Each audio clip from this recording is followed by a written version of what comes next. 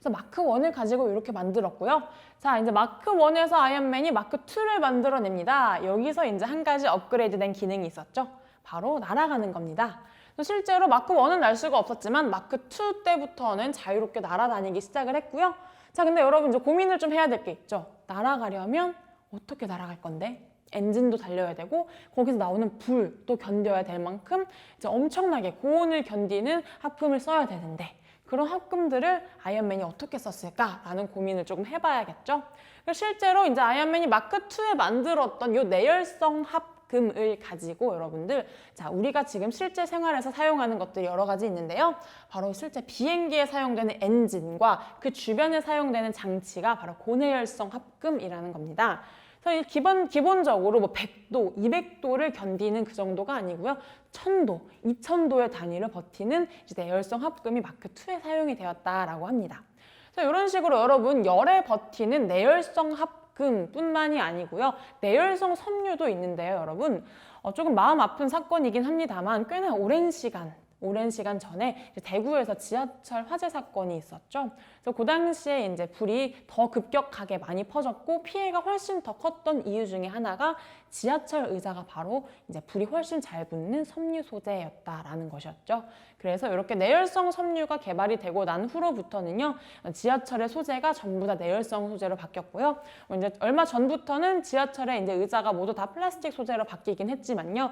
비행기 같은 경우는 여러분 플라스틱 의자에 우리가 앉을 수 없잖아요. 그래서 만에 하나 비행기 화재 사건을 좀 최소화시키기 위해서 비행기 소재는 전부 다 내열성 소재로 이제 변경이 되었습니다. 실제로 이 내열성 소재가 불에 견딜 수 있는가에 대해서 많은 분들이 궁금해 하시는데요. 자, 요거는 영상으로 한번 확인을 해보실 건데요. 여러분, 요 영상을 보실 때는요, 특히 조금 눈을 좀 크게 떠고 보셔야 하는 게요. 자, 0.1초 차이로 둘이 이제 같은 소재를 불을 태우기 때문에요. 자, 누가 더 잘 타나 같이 한번 영상으로 확인해 보도록 하겠습니다.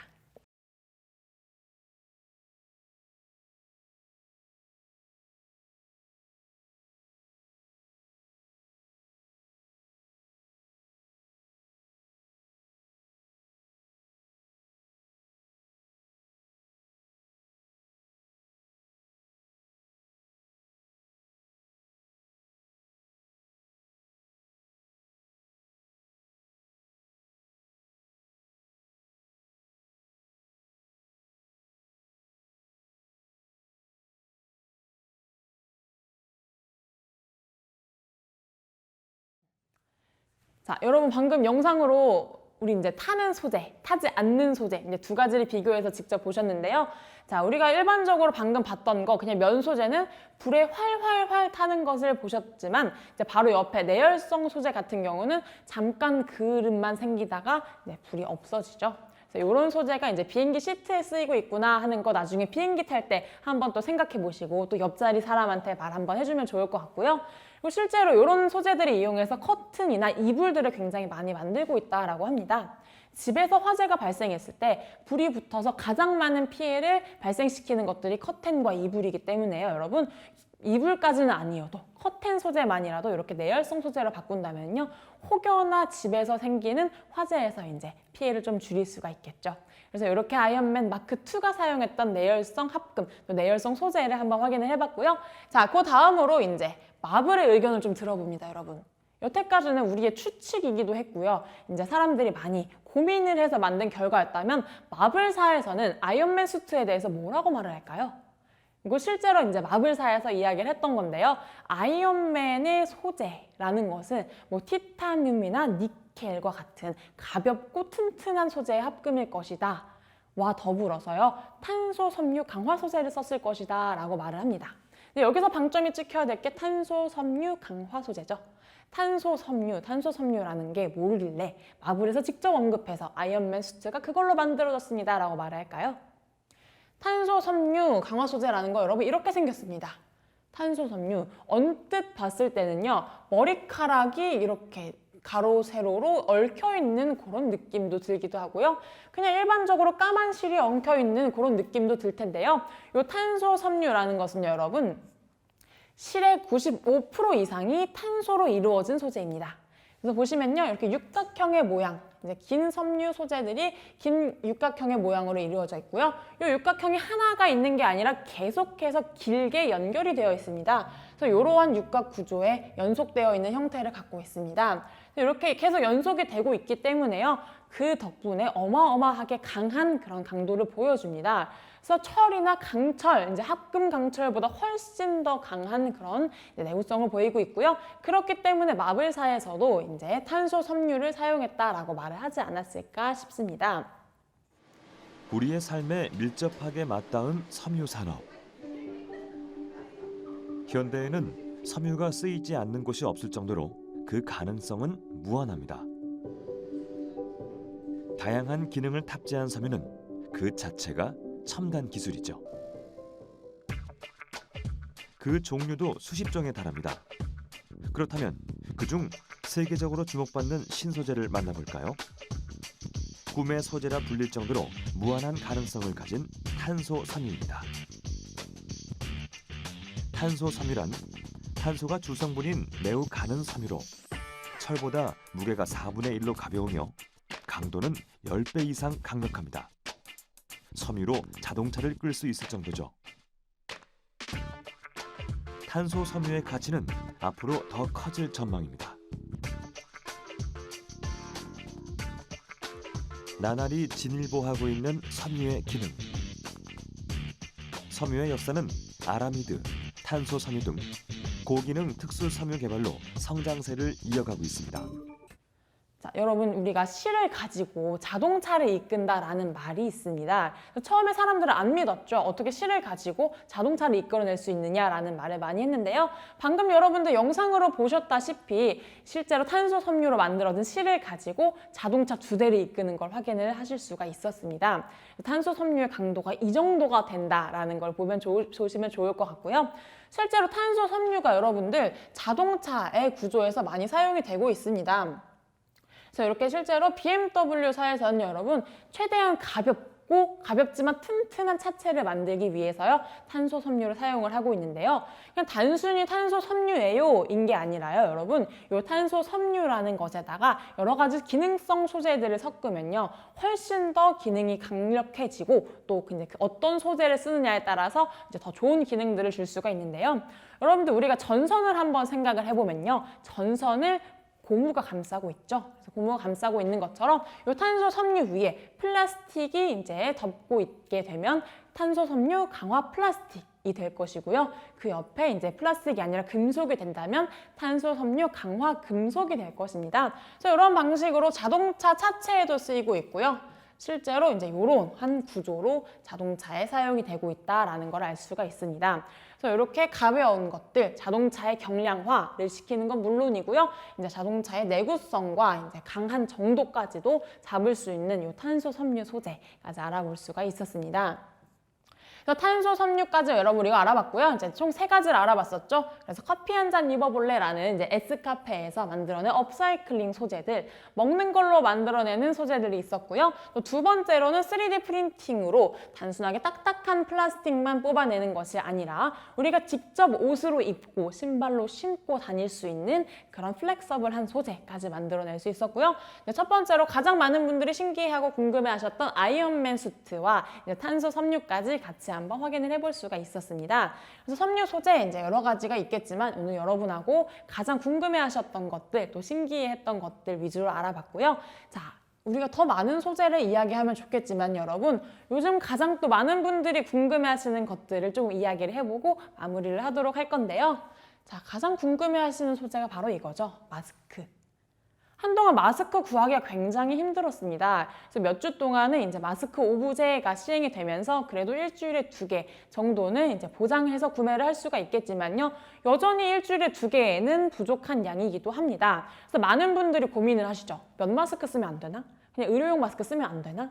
꼭 굳이 KF를 써야 되나라는 고민을 하시게 되고요. 자, 거기에 더불어서 KF94 마스크가 실제로 미세먼지나 바이러스를 막아주기는 하나요? 라는 질문들을 굉장히 많이 하십니다. 그래서 요거에 대한 답변 여러분들 굉장히 천차만별이라서 고민이 또 많이 되셨을 텐데요. 자, 확실한 건 이겁니다. KF94 마스크가 어떻게 어떻게 바이러스와 미세먼지를 막아내는지에 대해 같이 한번 생각을 해볼 건데요. 자, 이 그림 보시면 떠오르는 게 있죠. 일단 짜증나죠. 이렇게 머리가 날리고 나면은 이제 굉장히 만지기도 힘들고요. 손질하기 힘든데, 자, 왜 그렇죠? 정전기 때문에 이렇게 머리가 이제 난리가 나게 됩니다. 이런 정전기 원리를 이용해서 우리가 사용하는 KF94 마스크들을 만드는데요. 여러분들 마스크를 실제로 보시면요. 이 마스크에 외피가 있고요. 외피 안에 이제 필터가 되는 마스크, 이제 원단이 들어가게 되고요. 한번 필터링을 해주고요. 그 안에 이제 진짜 미세먼지와 바이러스들을 걸러주는 이제 부직포, 정전기 부직포 필터가 있고요. 그 안에 이제 우리 피부에 닿는 외피가 또 한 겹이 쌓입니다. 이렇게 총 4겹에서 5겹 정도의 마스크 원단이 이제 생기게 되는데요. 자, 요 정전기라는 원리를 이용해서 여러분 실제로 이렇게 한 롤로 말려 있는 이렇게 큰 부직포들을 가지고 우리 마스크를 만드는데 사용이 됩니다.